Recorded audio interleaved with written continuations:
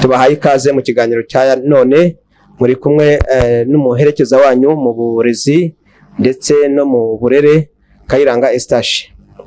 Uyu munsi twifuje nanone kugaruka kugira ngo tubagezeho ikiganiro kivuga ku burezi bufite ireme, aho uyu munsi noneho turi buse naberekeza ku ishuri, aho turi buze kuvuga ibijyanye n'imyigishirize n'ireme ry'uburezi mu ishuri ku ruhande rwa mwarimu n'abanyeshuri.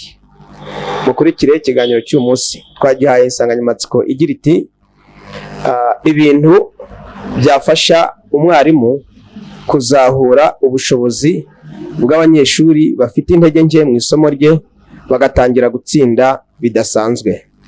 Ibintu byafasha umwarimu kuzahura ubushobozi bw'abanyeshuri bafite intege nke mu isomo rye bagatangira gutsinda bidasanzwe. Mukurikire iki kiganiro nicyo twashatse kubagezaho uyu munsi.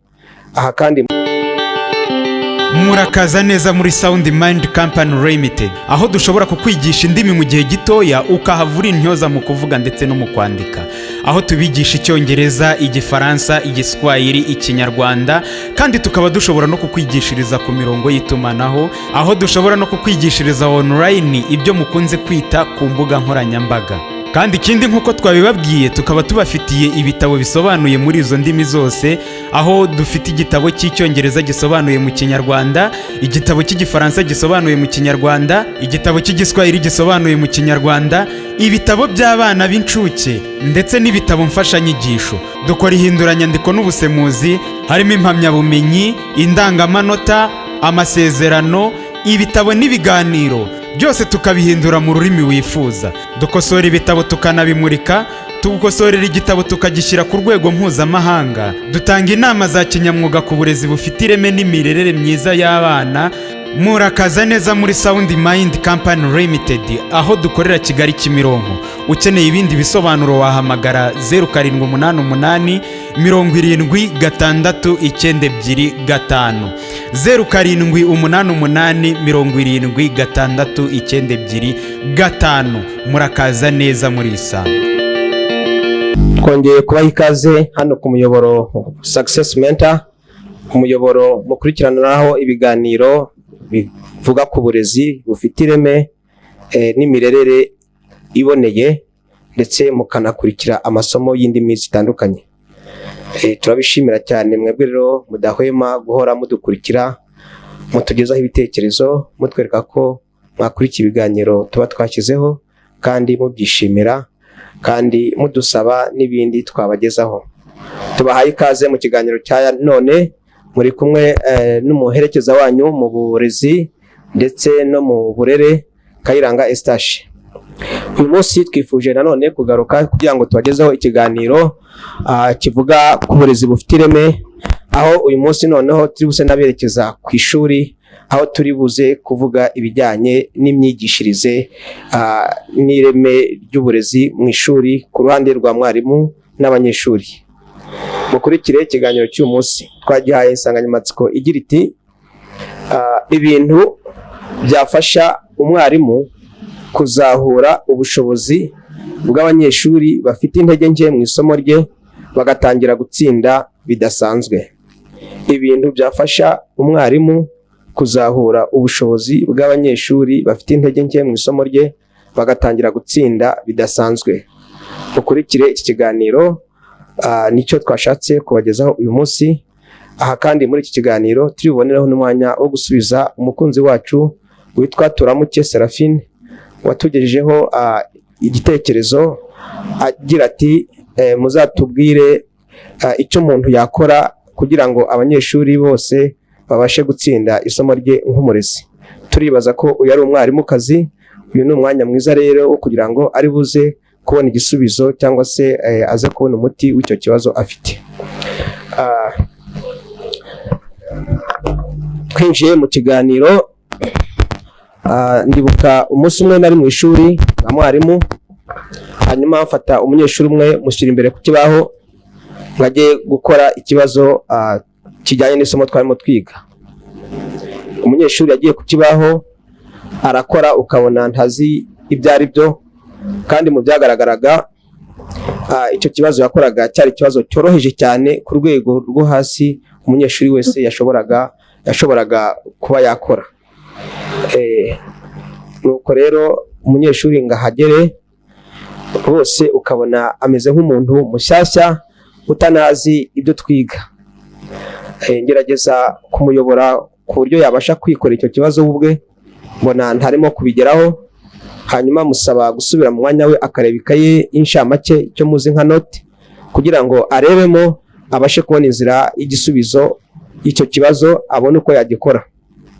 Umunyeshuri mbona nabyo ntabwo bimufashije, ngira naho mwegera mwaka ikayi ndareba, ntungurwa no kuba nta nshamake yari afite. Ni ukuvuga ngo icyo kibazo yarimo gukora nubwo ari isomo twari twarize twasaga naho turimo gushyira mu ngiro duhinyuza, we ntabwo yari afite ibisobanuro birambuye by'isomo kuko atari yarabifashe kwabyandika igihe twabyandikaga. Byarantunguye ariko binampa isomo nanjye, mboneraho kumufasha ku buryo byagize impinduka igaragara. Wakwibaza uti namufashije nte? Icya mbere narabanje muha amakuru y'ingenzi, muha imirongo migari, ariko kandi mpita namushinga umwe mu banyeshuri biganaga w'umukobwa kugira ngo ajye amufasha. Uwo yari umuhungu amusobanurire, we yarabyumvaga, amukurikiranire hafi, kandi nawe musaba kuzuza inshamake ze bidatinze ndetse mukurikiranira hafi. Ndakubwira ukuri ko uwo munyeshuri kugera icyo gihe ntabwo yari yarigeze atsinda iryo somo na rimwe. Wasangaga ari wa munyeshuri ubona nk'amanota 15 ku ijana, 10 kuri 70, mbese amanota agayitse. Ariko iyo gahunda tuyitangiye igihembwe cyarangiye, ubwo ngubwo ibyo byabaye turi nko mu gihembwe hagati, cyagiye kurangira ari mu banyeshuri bafite amanota meza. Umwaka warangiye ari we munyeshuri mwiza mfite muri iryo somo rwose, kandi biturutse kuri iyo mpinduka twagize, kuri izo ntambwe twateranye nawe ndetse mfashijwe na mugenzi we. Hari undi kandi nawe witwa Bitwenge, nawe wahoraga atsindwa ukabona ntabwo byumvikana, ariko mukurikiraniye hafi, mugira inama, mwereka ibyo agomba gukora, mwereka ko mwitayeho, mwereka ko nshaka ko atsinda isomo rye. Nza gusanga ari umunyeshuri w'umunebwe utagiraga icyo yitaho, hanyuma nawe aza guhinduka umunyeshuri w'umuhanga bitangaje, ku buryo yaje mu mwanya w'imbere mu banyeshuri batsindaga Ikinyarwanda nigishaga. Birashimisha cyane, nibaza yuko hari ibintu byinshi burya bishobora gutera umunyeshuri gutsindwa, ariko iyo wabimenye ushobora kubikemura kandi ntabwo biba bigoranye cyane. Nizereye ko ahangaha twahahera none tuvuga insanganyamatsiko yacu, ibintu byafasha umwarimu kuzahura ubushobozi bw'abanyeshuri bafite intege nke mu isomo rye.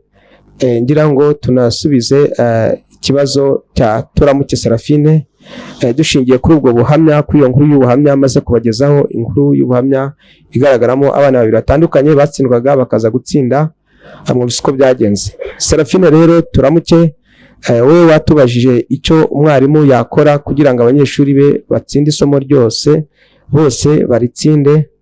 Dore ibintu by'ingenzi byatuma abanyeshuri bawe bose batsinda isomo uko ryaba rimeze kose. Icya mbere, ukwiriye kubakundisha isomo ryawe, bakumva agaciro karyo mu buzima bwabo bwa buri munsi ndetse n'ubw'ahazaza. Wakwibaza uti wabikora ute? Ni byiza ko mbere yo gutangira kwigisha abanyeshuri ubereka ishingiro ry'isomo bigisha, aho rihuriye n'ubuzima busanzwe, intego z'ubuzima, iterambere bifuza, imyuga bazakora, ubukungu, ubukire, ibyo bashaka kugeraho, ukabihuza. Icyo ni icya mbere, kandi ukabereka ko ryoroshye, kandi ukabereka ko umunyeshuri wese yaryiga. Icya mbere, gukundisha abanyeshuri bawe isomo ubigisha, ubereka agaciro karyo mu buzima busanzwe. Icya kabiri, kwigisha iryo somo mu buryo bunoze kandi bubanogeye. Kwigisha iryo somo ryawe mu buryo bunoze kandi bubanogeye. Wakwibaza uti ni gute? Ni ukugerageza kwigisha ukurikije nyine ubuhanga bwa kinyamwuga.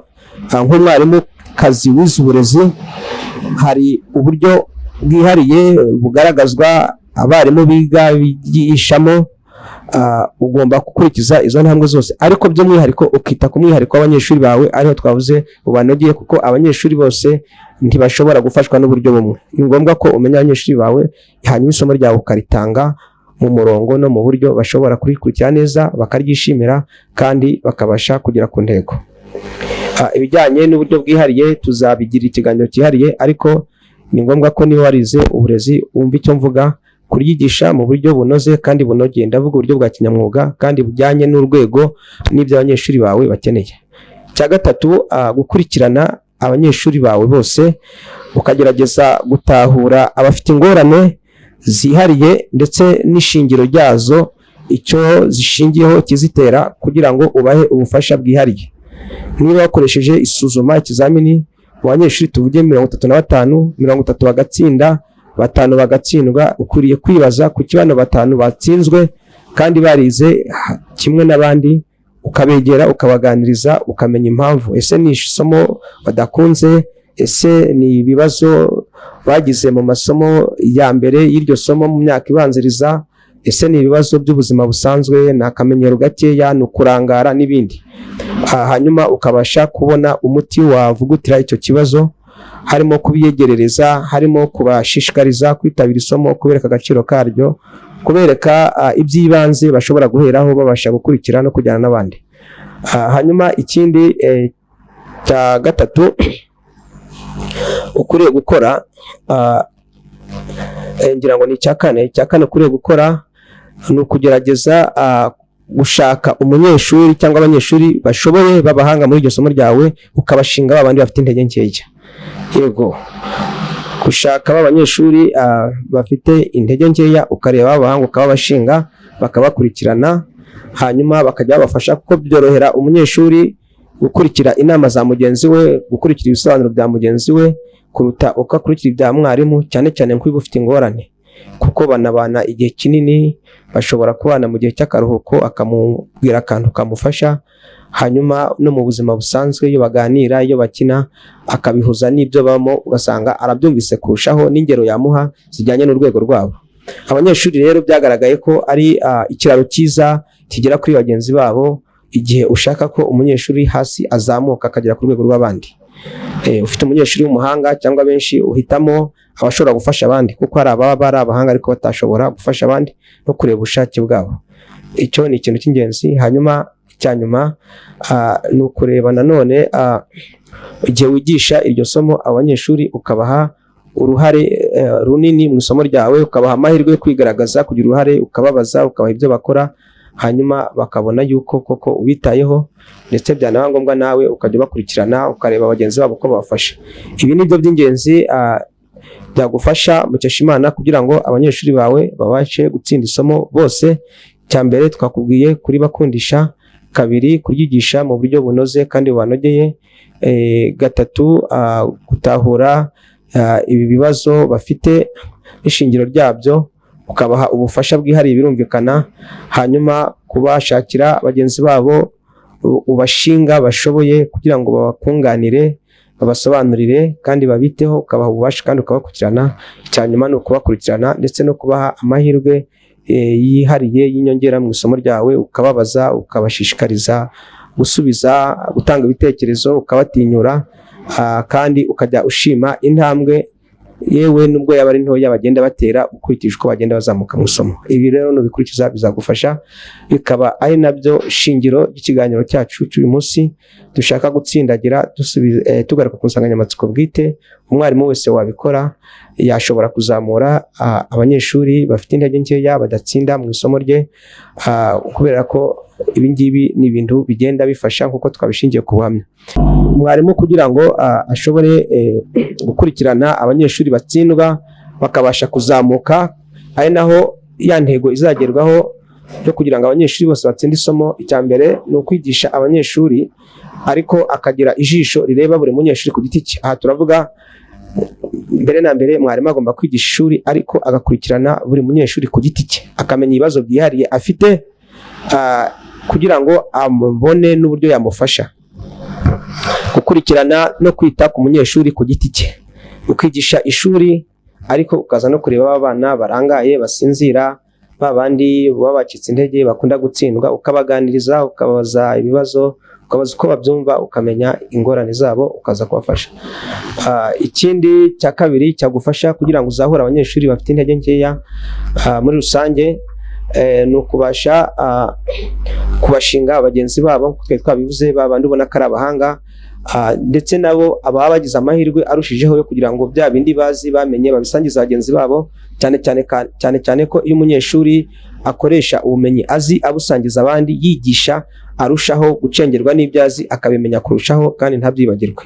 Icya gatatu ni uguha wa munyeshuri ugira ingorane umwanya uhagije wo kugira ngo agaragaze ibyo azi mu isomo ryawe, umubaze, umuhe umukoro, ushobora no kumuha n'imikoro yihariye azajya akuzanira, ushobora no kumutumaho akaza ukamwereka ibintu bikunze kumunanira, kuba waramwitaye ukabona aho akunda kugira ingorane, niba ari formule adakunda kumenya kwandika neza, ndavuga ihinategeko mu kinyarwanda cyiza, niba se ari ukuntu yandika interuro ntayuzuze ntashyireho utwatuzo, niba ari ukutamenya intambwe runaka zo kugera ku gisubizo runaka, ukabimwereka we wenyine cyangwa babiri, umwana arabyumva neza, yumva umwitayeho. Ariko hari n'abanyeshuri bakunda kumva ibintu neza iyo babibwiwe ari bonyine, batari muri benshi muri rusange mu itsinda rigari. Hanyuma ikindi ukwiriye gukora nanone cyafasha uwo munyeshuri ni ubwo buryo nyine bwo kumwigisha mu buryo bwihariye nk'uko tumaze kubivuga. Ikindi cyamufasha umunyeshuri ni ukumuha ubufasha bwihariye, ni ukumuha amahirwe menshi, ni ukumukurikirana, ni ukumushimagiza igihe cyose agenda atera intambwe. Abanyeshuri kimwe n'abandi bantu muri rusange bakunda gushimirwa. Umunyeshuri ufite intege nkeya adakunze gutsinda, iyo asubije igisubizo cyiza ukamukomera amashyi, ukasaba bagenzi be kumukomera amashyi, ukandika ku rupapuro rwe ko yakoze neza, ukandika uti byiza cyane, uti urahebuje, uri gitangaza, bakamuha indabo, ibyo bimuha imbaraga, agatangira kwigira icyizere no gukunda rya somo ryawe. Muri make ibi ngibi umwarimu wese wabikurikiza, gukurikirana buri munyeshuri, gufasha umunyeshuri ufite ingorane ku giti cye, akamuha ubufasha bwihariye, amuhamagara, akamuha ubumenyi, akamuha ibisobanuro by'inyongera, akamuha imyitozo y'inyongera, kumushinga bagenzi be bamurusha kandi bafitanye ubushuti, kumuha amahirwe menshi mu isomo rye kugira ngo agaragaze ibyo ashoboye, kumushimagiza intambwe agenda atera.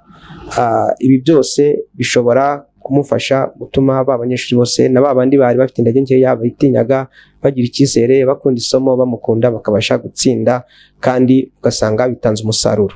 Ibi ni ibintu byagiye bigaragara bikoreshwa n'abantu benshi mu mashuri muzi atsindisha, abarimu muzi b'abahanga, usanga bimwe mu byo bakoresha bituma barusha abandi umusaruro, bituma abanyeshuri babo batsinda bose. Ni ibi ngibi by'ingenzi bikoreshwa kandi byakorewe ubushakashatsi, bifitiwe ubuhamya bufatika. Genda ubigerageze, niba uri umwarimu, niba uri umubyeyi, gerageza ubwire umwana wawe yegere mwarimu, mubwire ibibazo, yakufasha bwihariye, yakufasha kuri bagenzi be, hanyuma rya reme ry'uburezi twifuza, bwa burezi bufite ireme, tuzabugeraho nta shiti kandi dufatanyije. Murakoze mwe mwateze amatwi kino kiganiro n'umwanya mwaduhaye, twizere ko kizabafasha gisubiza ibibazo mwari mufite, cyane cyane abarezi ndetse n'ababyeyi, mukabona ko mushobora kuganira n'abarimu mukurikije ingorane abana banyu bafite. Reka tuzahure mu kiganiro cy'ubutaha, tubibutsa ko niba ari bwo bwa mbere wari ugeze kuri uno muyoboro Success Mentor, wibuka gukanda subscribe kugira ngo ibindi biganiro bizajye bikugeraho byihuse, ubirebe mu b'imbere kandi utugezeho ibitekerezo ndetse ubisangiza bagenzi bawe, kwanda kuri share, hanyuma bigere kuri benshi. Kandi turabishimira kandi twiteguye kwakira ibitekerezo, ibibazo n'ibyifuzo, kuko nibyo bitwubaka kandi tugafatanya. Twese hamwe twagera ku ntsinzi twifuza. Murakoze, reka tuzahure ubutaha. Murakaza neza muri Sound Mind Company Limited, aho dushobora kukwigisha indimi mu gihe gitoya ukahavura intyoza mu kuvuga ndetse no mu kwandika, aho tubigisha Icyongereza, Igifaransa, Igiswahili, Ikinyarwanda, kandi tukaba dushobora no kukwigishiriza ku mirongo y'itumanaho, aho dushobora no kukwigishiriza online ibyo mukunze kwita ku mbuga nkoranyambaga. Kandi ikindi nk'uko twabibabwiye, tukaba tubafitiye ibitabo bisobanuye muri izo ndimi zose, aho dufite igitabo cy'Icyongereza gisobanuye mu Kinyarwanda, igitabo cy'Igifaransa gisobanuye mu Kinyarwanda, igitabo cy'Igiswahili gisobanuye mu Kinyarwanda, ibitabo by'abana b'incuke ndetse n'ibitabo mfashanyigisho. Dukora ihinduranyandiko n'ubusemuzi, harimo impamyabumenyi, indangamanota, amasezerano, ibitabo n'ibiganiro byose tukabihindura mu rurimi wifuza. Dukosora ibitabo tukanabimurika, tugukosorera igitabo tukagishyira ku rwego mpuzamahanga. Dutanga inama za kinyamwuga ku burezi bufite ireme n'imirerere myiza y'abana. Murakaza neza muri Sound Mind Company Limited, aho dukorera Kigali Kimironko. Ukeneye ibindi bisobanuro wahamagara 0788 7692 0788 7692 Murakaza neza muri Isango.